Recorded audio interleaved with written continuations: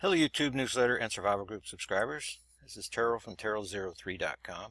Today is November 12th, 2018. And this is a special report. This is a video reply to information that Rolf has sent in.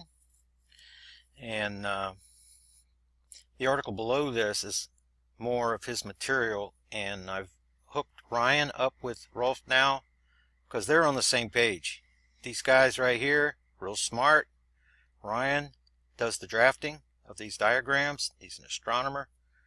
And they see something that I haven't seen.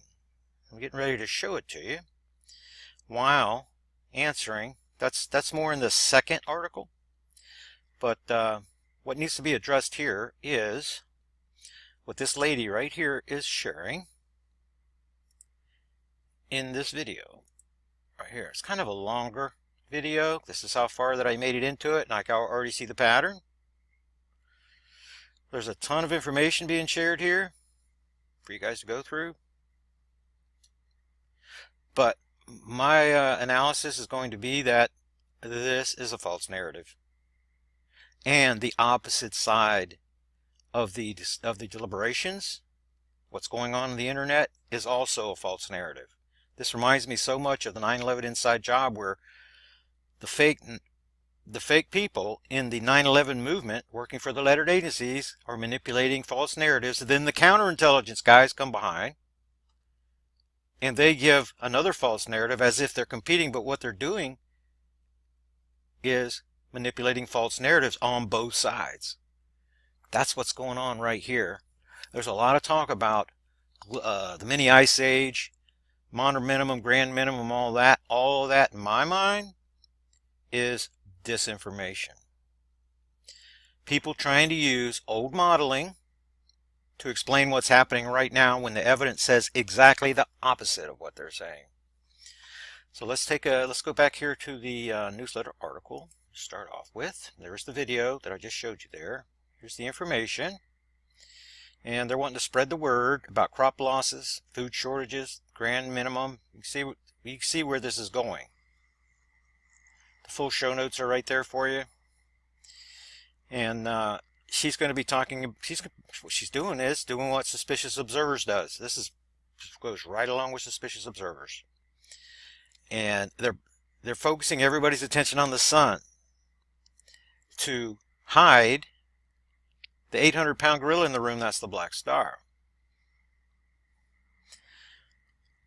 So I made my case down here. We can demonstrate the vast differences between the sun going through a real modern minimum and what's happening today using this chart. Now I said, look at the chart.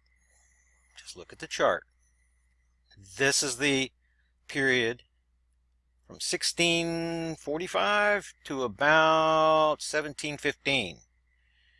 Is whenever you go click on the link, that's what's going to be shown right here. Whenever you click on the link, well, anyway, you see the difference. This is, you can see just running your cursor across here that these are the lowest temperatures for the last 1700 years. These are the lowest temperatures when moving through what they're characterizing as a mini ice age. But this was a natural event of the sun going into a grand minimum. That happens. It happened right here. But that's not happening here. That's not happening. For sure. But we go down and we look at the evidence. And the evidence says the warmest years in recorded history so far, 2014, 2015, 2016, and 2017. The hottest years in recorded history. 16 of the 17 warmest years have occurred since 2000. Does this look anything like this? It looks nothing like this. We're over here. Has what's going on now happened in the last 1700 years? Do you see this happening anywhere in the last? Because this is something that's different. This is because of what's moving in the inner solar system that's gotten closer and closer and closer and closer, causing these temperatures to go up. Because, but why is the sun going to sleep and the temperatures of the planets are going up? The sun's going to sleep and the temperatures of the planets are going up. Why is that?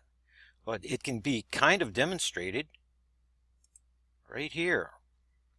BlackStar is siphoning energy through this magnetic portal connection right here. As the BlackStar gets closer to the sun, this magnetic portal connection is getting shorter and shorter and shorter. As it gets shorter, on the inside, those conduits, two primary kinds, active and passive. Passive conduits insulate. They're on the outside perimeter of the magnetic portal connection. The interior is where the active conduits are. Now this magnetic portal connection is disconnecting and reconnecting on regular cycles based upon proximity. The Earth-Sun magnetic portal connection connects and disconnects on 8-minute cycles. This one does the same thing. Thing is, the Earth is in a relative circular orbit. The BlackStar is coming in along elliptical orbit. So the magnetic portal connection is disconnecting and reconnecting more rapidly as it gets closer and closer to the sun, which causes the passive conduits, a percentage of them, to switch over to active state. That increases BlackStar electromagnetic potential. It doesn't have its own electromagnetic source. It's siphoning it from the sun. That's why the sun is going to go to sleep. It's why it's going to turn dark when the BlackStar gets to this position, nearest the sun, when it gets to perihelion position.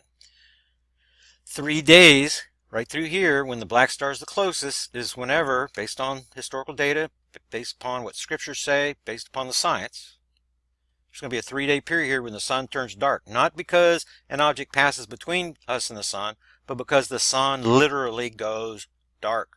The BlackStar may be visible during that period until the sun lights up again and masks the BlackStar. So look how close Jupiter is to the BlackStar. And Jupiter's been moving since 2014-15 and closer to BlackStar position relative to the sun. It went through the peak of its uptick period in May of 2018 when it was nearest to the BlackStar, and as it was passing to now be left of the BlackStar. So Jupiter's now moving into its lull period. Peak of the uptick period. Now Jupiter's moving 30 degrees this way every year. BlackStar is only moving 4 degrees, 3 degrees, 4 degrees, 5 degrees. So Jupiter's vastly outpacing the BlackStar. The magnetic portal connection between Jupiter and the BlackStar is now getting longer. Well, when the largest planet in the solar system is not siphoning as much energy from the BlackStar because it's moving away, that leaves more for Earth. So it's a percentage thing based on proximity. That even includes Uranus and Saturn and the others that are also connected to the BlackStar and to the sun. So yes, each of the planets is receiving less electromagnetic energy directly from the sun through the sun-planet magnetic portal connection. That amount of electromagnetic energy, the subatomic particle flows, is going down because the sun's being siphoned of its energy. Thing is, that energy is going into the BlackStar and being redirected to Earth through the BlackStar Earth magnetic portal connection. So we're gaining more than the sun's reduction because the BlackStar is getting closer and closer and closer to us too. The magnetic portal connection. See, we're behind the sun relative to right now. This is where we get the gravitational electromagnetic jolt on the backside of the sun. We're nearest to the BlackStar in May. Okay, so that is why the planets are heating up at the same time the sun's going to sleep from the perspective of the Project BlackStar investigation. Makes perfect sense. But the narratives that are being shared out there are exactly backwards. If the sun, you have one group of people trying to explain that an ice age is coming because the sun's going to sleep, and you have on the opposite side of the debate people explaining why the planets, all the planets, are heating up at the same time while the sun is going to sleep. Opposite explanations. And they both want to blame the sun to hide this, whether they're doing it deliberately as operatives and assets or whether they're doing it as dupes. That's what's happening. Okay, so looking at the global temperatures discredits what the lady is saying in the video, because, and I've done a lot of the research in this area, real ice ages, when they come about every 10,000 years, there is a sharp uptick like this. It warms right before, not to the point that it's going to beat the hottest record in recorded history, but there's a warm up before the real ice age comes. People aren't predicting an ice age is coming. It's this mini ice age stuff. So if we went back in time and saw a sharp spike right here in, what is it, 1645, so 1644, 1643, 1642, those years leading up, if we saw this giant spike, that would support our hypothesis, because that's what's happening now. You see, it's not happening. This has not happened in the last 1700 years. This is throwing off the modeling, my opinion, of people like Dave Dobbs. I've been asked to do a comparative analysis of his work. He has a 200-year cycle thingy. Okay, if this thing that's causing this happens every 200 years, we should be seeing this every 200 years, and it's just not here. BlackStar doesn't come every 200 years. It comes every 3,600 years to create this spike in activity. That's why in Matthew 24, you see Christ talking about earthquakes, volcanism, tsunamis. This is going to happen again in 3,600 years when Christ's prophecies are fulfilled. Revelation 6:12 will be fulfilled. The sun will turn black as sackcloth. This is what leads up to that event, and this is what we're looking at right here. But there's no room in the theology, if you will, of these scientists for the binary twin to our sun coming to the inner solar system. They're trying to use other models, even though the records do not support their hypothesis. So then, about at this point, we can come back over here, and this is information on the modern minimum. This is what they're saying we're heading to right now. This is not what we're moving into right now. This pattern. And temperatures did decrease through here. That means we should be seeing temperature reductions around the planet, right? And that's where this comes in, and it just doesn't support that. And then this is the other side of the equation, the skeptical science guy.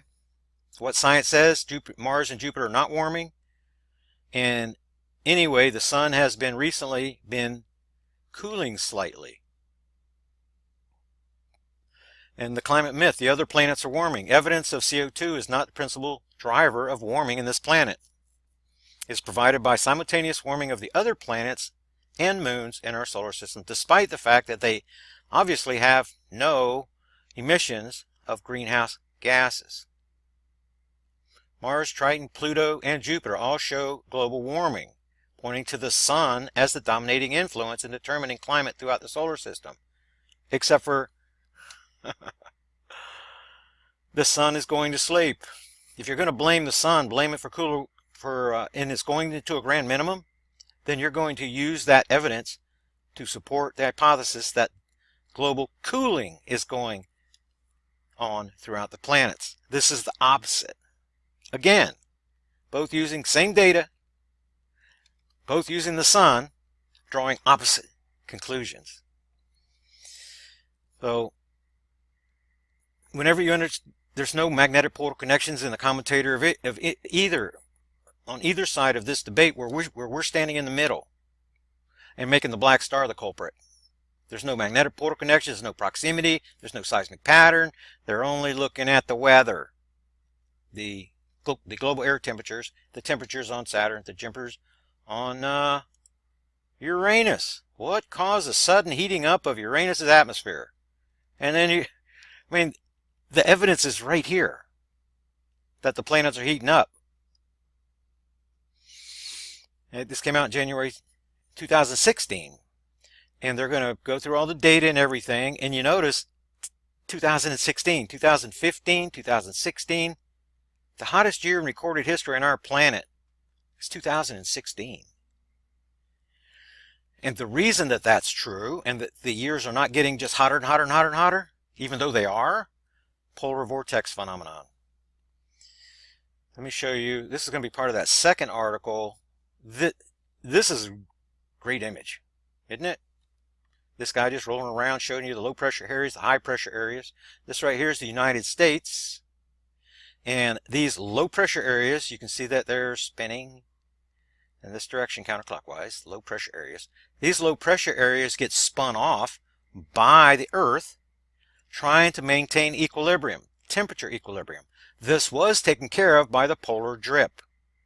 Polar drip feeds the ocean conveyor. The ocean conveyor comes around, Gulf Stream pushes the warm air north, except for the ocean conveyor broke in 2010. Polar vortex phenomenon kicked into gear in 2012, but it didn't kick into full gear until 2017. So the 2014, 15, and 16 were the hottest years in recorded history. 2017 then jumped into the mix, but not quite as hot as 2016 because of this right here, the polar vortex phenomenon.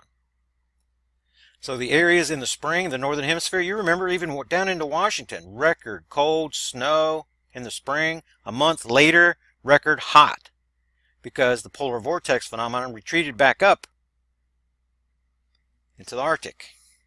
Whenever that's what you're getting colder temperatures right here, right now, because of the polar vortex phenomenon. If this right here, if the United States is right here, just shift this high pressure area, going clockwise, shift that back right over to here, and then this wave goes up like this, and we have record hot temperatures. Record hot, record cold. Cold, cold, hot. So what the Earth is doing is it can no longer use the ocean conveyor to shift the warm waters north to maintain its own equilibrium. So it's using air masses instead. We see the progression with ocean conveyor disruption. Ocean conveyor disruption happened because of reduced polar drip because the magnetic portal connection was made to our planet. The concentration of magnetite, iron, metals, even salts that translate solar electromagnetic energy into heat are concentrated in the northern hemisphere. Northern ice sheets are the ones that depleted first. That speeds up the ocean conveyor until the reduced polar drip makes it slow down until it creeps to a crawl, and then hot water is trapped at the equator. Then there's something else that you need to see. And let me get right. This is a map that was created by Ryan, who's making connections that I didn't see before. All right. So I can see that Ryan and Rolf are on the same page. They're separated. They're both sending me information, and there's a connection there. That's why they've been introduced to one another. Now they can work. Ryan is a gifted guy, and he can extrapolate information from my commentary for creating these diagrams without me even telling him. And he'll listen to the video and make an adjustment on a previous diagram and update it without me telling him. Real sharp fella. And he's wondering if this connection, this is a spot right here you see Frank Hargreaves talking about, and I've been talking about it, and other people talking about. You've been getting a lot of larger magnitude earthquakes at the 35 and 10 kilometer depth right here. This is right here is a convergence area where activity along quarter 4 is trying to push into activity from quarter 2. That is pushed underneath the entire continent of South America now. So we're seeing earthquakes pop up over here near the leading edge, right here, from deep earthquake events that are happening over here,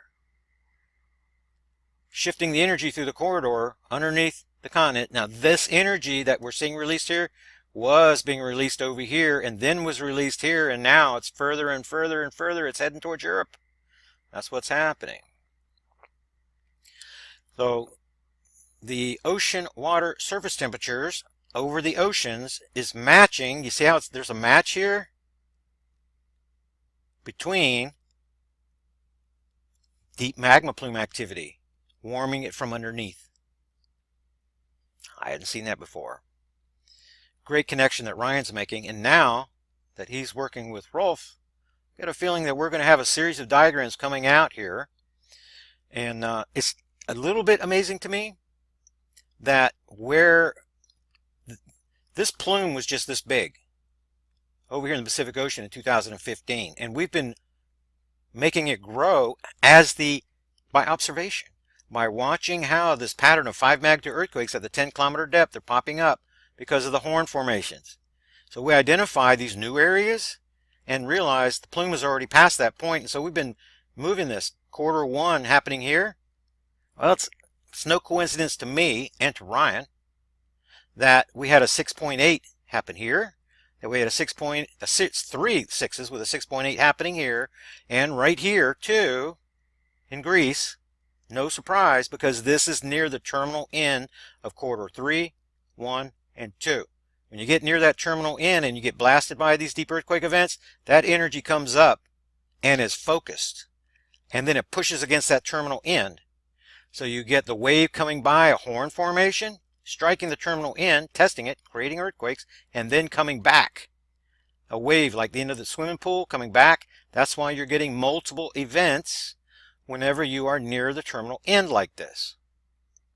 That's why this quake swarm area, even though we had the singular 6.8, and it did have what I do not consider a precursor quake, a quake that strikes 30 minutes ahead of the main strike quake, can be characterized as a foreshock. The definition that I use, foreshocks are the ones that come days and hours ahead, not one that strikes just minutes before. That's 6.8 right there. There's a little controversy about foreshocks here. The absence of foreshocks. The absence of foreshocks is telling me that these were not typical sliding tectonic plates between each other. Because whenever they begin to slide, you get that grind, you get the low magnitude foreshocks. Until you get the big shift, and then you get the aftershocks, typically. And here we have all these examples. This is reminding me of the big quake we had here 2 years ago. South America, 7.3. No precursor quakes larger than these that we just had. Nothing came before it because it was triggered by a horn formation underneath pushing up. So yes, pressure was released, but not because of lateral movement in the crust. It was because of harmonic tremors underneath that pushed those horns up. That first it sent that magma plume wave coming through. When you get these deep earthquake events, sudden expansion, and then the high pressure, just like in the atmosphere, is going to the low pressure. That's what sends these waves and gives them momentum, and then they strike the terminal end. So we identified the fact that this came over the pole by the series of 5 magnitude earthquakes that surrounded the pole after we got pounded along quarter 1. That's why this shows up right here. The fact that we had it 6.8 right there, just like right here and just like right here, that's the pattern. So, love Dutch Sense. I know you guys love Dutch Sense. Please don't get mad at me. Whenever we're talking about his work, he does the best job, comprehensive. He does hours and hours and hours of videos just on earthquakes. But he's using fulcrum points, which it's another word for lever. Okay, for he got this quake, and he got this quake, and he got these quakes. When you see them on the map, the Alaska quakes, Iceland, you see that and it appears that the fulcrum point's right here in Iceland, but it's not. Because this is not in the earth crust. We're not talking about lateral movement in earth crust here. We're talking about harmonic tremors, energy originating here and going through the corridors. Boom, 2, boom, 1, and boom, 3. Near the terminal ends of each is where you're going to find that these quakes took place. Not because of a distribution of energy across a fulcrum point. So people are sending me more and more of Dutch's work where his arrows that he's drawing now are beginning to match my arrows more. He's got some of them turned around backwards. My arrows are going up in this direction, for example. He's got them coming down this way. He's got them backwards. But I see an evolution in Dutch's work, and it looks like that he is gradually making, if he get away from fracking, it makes my eyes roll over every time he mentions it, because this has nothing to do with fracking. Nothing. This has everything to do with this giant magma plume formation that's now the new dominant seismic trigger on our planet and the driver of the global tectonic volcanic dynamic. That's what this is. And as this thing continues to grow, and this leading edge of quarter 2, terminal end, keeps pushing south, the activity is going to continue pushing south too. The same thing here. Whenever the terminal end of this pushes further and further out, the 6.8s that are happening are going to happen further out. Instead of in Greece, it's going to be further out. And this is the area where I'm not surprised to see a question mark right there. I've had a question mark in my mind, and now Ryan's onto it. This is a convergence area right here for 4 and 2, right here.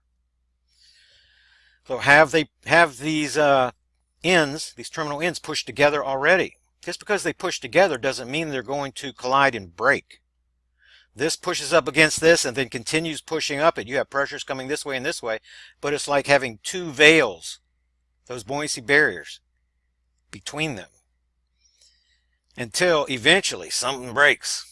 One of these horn formations try to form. It's pushed from this direction and this direction. It tries to form, and then it bursts.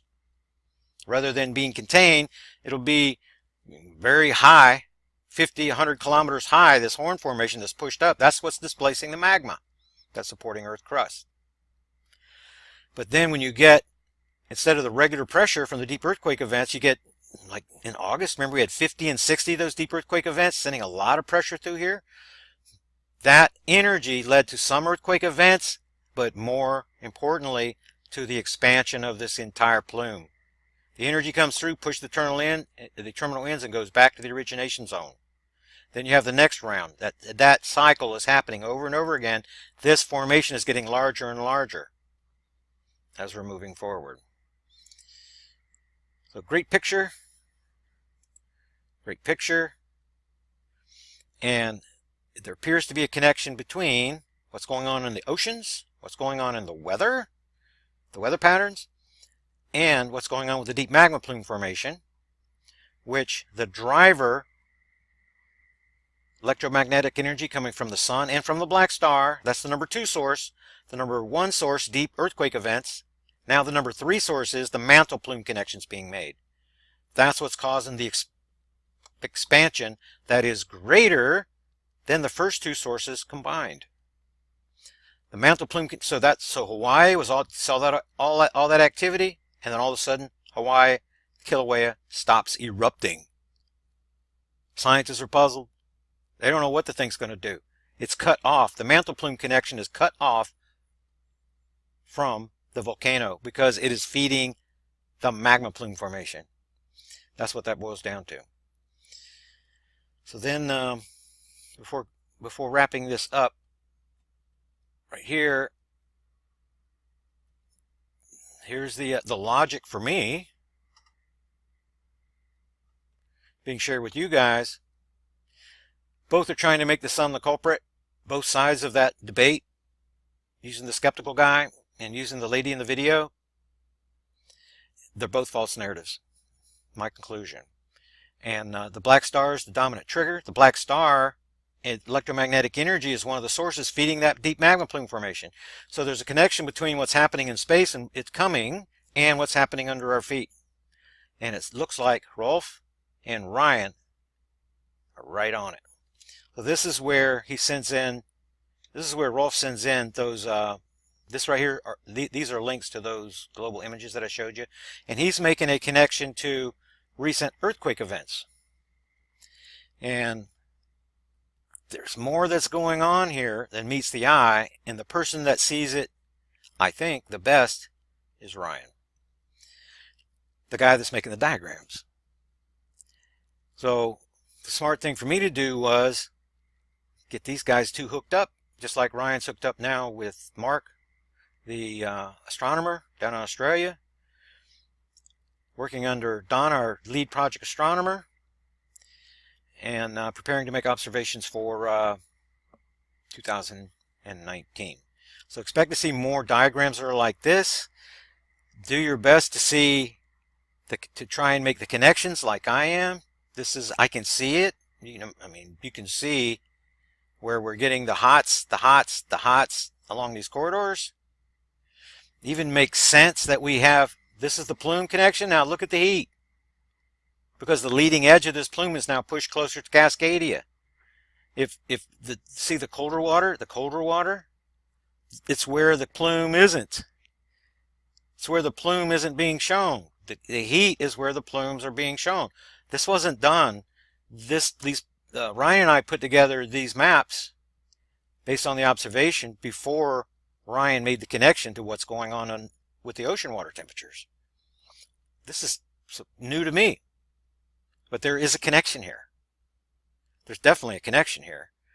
And I'm expecting now that Rolf, because he's working in the background putting together this information, he sees the same thing Ryan's seeing, but now they're able to compare notes. And they're likely going to be bringing us more information on connecting these dots right here. That's my goal, and helping them get hooked up. And let me make sure that I showed you everything that I wanted to show you up here. Oh, here's a little bit more. Jupiter's core may be liquefying. That's what they're saying back in 2010. Jupiter is now at the peak of the uptick period. I'm really surprised that we're not seeing older stories about Jupiter's changing complexion, the disappearance or the opaqueness of the giant red spot that we used to be able to see very easily. It's becoming, Jupiter's complexion is changing because it's going through the uptick period. And yes, the core being liquefied, what that means is that you have thanes in the core of Jupiter, ethane, methane, and it is solid. It's icy. It's too darn cold. But whenever you increase the temperature just by not that much, being very near the frost line, then especially when you realize that the Jupiter is connected to the black star, and Jupiter is connected to its moons electromagnetically. So we're seeing signs of Earth changes on Jupiter's moons because of black star influence. But I'm surprised there's not more of a report of how severely Jupiter's core is being liquefied. And this, if you're watching my recent reports, the activity on the moons of Saturn and Jupiter, that's going to be connected to the black star. That is not something that's normal. Just like this, this is not normal. This is not, go back, you don't see this back here. You're not going to see this on the moons of Jupiter and Saturn either, or on Jupiter or Saturn or Uranus or even Pluto's who is heating up. You're not going to, because this right here is happening to Earth, is happening to those planets too. You're not going to see it. If you sent those probes to monitor Jupiter, Saturn, their moons and stuff, you wouldn't see the activity you're seeing now. Those are anomalies. But they're being represented to everybody as this is the way it is on those planets, because the black star is not part of their equation. If they realized it was, they'd realize all these changes are happening for the same reason, because the black star is moving in the inner solar system, is connected to our sun, draining it, making the sun go to sleep, warming up the planets at the same time, and creating what's going on in Earth mantle transition zone at the same time. All this stuff happening at the same time. So you have these different researchers doing different things in different areas. So we're looking through an open window into their research and things, but what they lack is the overview. Project Black Star, something coming from space causing what's happening on the surface of the planet and what's happening underneath down in Earth mantle transition zone. Connecting all those dots is what Project Black Star investigation does. In my view, better than anybody else. And not just because of me being the analyst, the disseminator, sitting in the middle, getting information from Rolf, getting information from Don, from Mark, Ryan, Bonnie, and Delilah is another one that sends in really, she's doing a lot of digging and sees something that's kind of connected and sends it in. And then, holy cow, I'm sitting in the middle going, look, all these lights are coming on. So yes, it's an advantage for me to be sitting in the middle as the disseminator in the investigation, but I cannot take all the credit for this. Recognizing the pattern and then hooking people up, getting the information flowing through, that's my job in the Project BlackStar investigation. But it could be Ryan, Mark, it could be a geophysicist. It could be sending in the information that actually helps us to connect more of the dots in the case. So let's give credit where credit's due. Ryan, big, gigantic improvement in the investigation, presentation-wise, and connecting more of the dots. Rolf, he's a supporter of the research. Seeing, making connections and sending stuff in, that's a big research group. This creates opportunities. The more people you have all looking out, sending information in, the more successful that we have, that the chances of success continue to go higher and higher and higher and higher. Now, Jupiter's core, I could have pulled up many stories about all the planets that are going through this kind of thing. Right here, big changes on the planets in the solar system. Temperature increases. I would challenge people to find evidence of global cooling on our planet or on any of the planets that are out there right now. Challenge you to be able to do that. Send it in. Let me see if there's some kind of a connection that can be made to support an opposing hypothesis.